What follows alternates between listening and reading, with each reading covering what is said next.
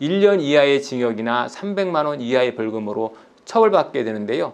결코 가볍게 볼 사안은 아닌 거죠.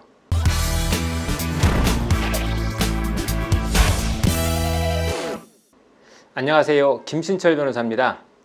최근에 우리 법률사무소에서 점유이탈물 횡령죄로 고소당했다면서 사건을 의뢰하신 분이 있는데요.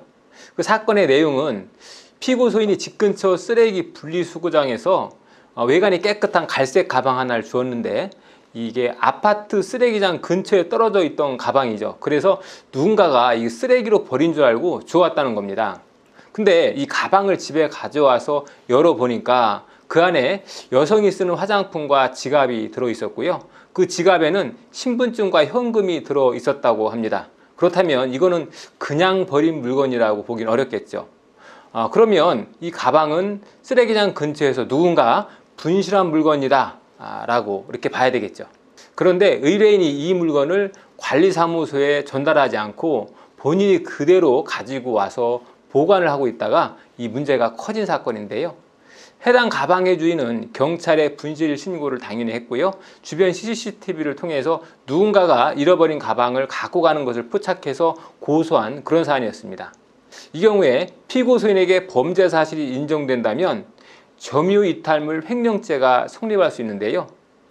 점유이탈물이라고 하는 것은 점유자의 의사에 의하지 않고 점유를 이탈한 물건, 이걸 말하죠. 예를 들어서 본래 주인이 길거리에서 잃어버린 지갑이나 돈, 택시나 버스, 지하철에서 주인이 깜빡 놓고 내린 물건, 이런 것들이 점유이탈물이라고 하겠죠. 이 점유이탈물을 그대로 가지고 갈 때 불법 영득이사로 가지고 간다면 처벌받는다라고 하는 거죠. 그러니까 불법 영득의사라고 하는 것은 자기 소유 물건처럼 자기가 이용할 생각으로 가지고 가는 것, 이런 것을 말하는데요. 이렇게 불법 영득의사로 가지고 간다면 점유이탈물 횡령죄가 성립돼서 처벌받는다라고 하는 겁니다. 그래서 이 점유이탈물 횡령죄가 성립하게 되면 1년 이하의 징역이나 300만 원 이하의 벌금으로 처벌받게 되는데요. 결코 가볍게 볼 사안은 아닌 거죠. 그래서 이 고소를 당했을 때 만약 내가 불법 영득의 의사, 그러니까 내가 소유권자를 배제하고 내가 이 물건을 내 물건인 것처럼 소유자로 행사하려는 그런 의사가 없었다라고 한다면 처음 경찰 조사 과정부터 무죄에 관한 주장 입증을 잘 준비하셔서 대비를 하셔야 되겠습니다.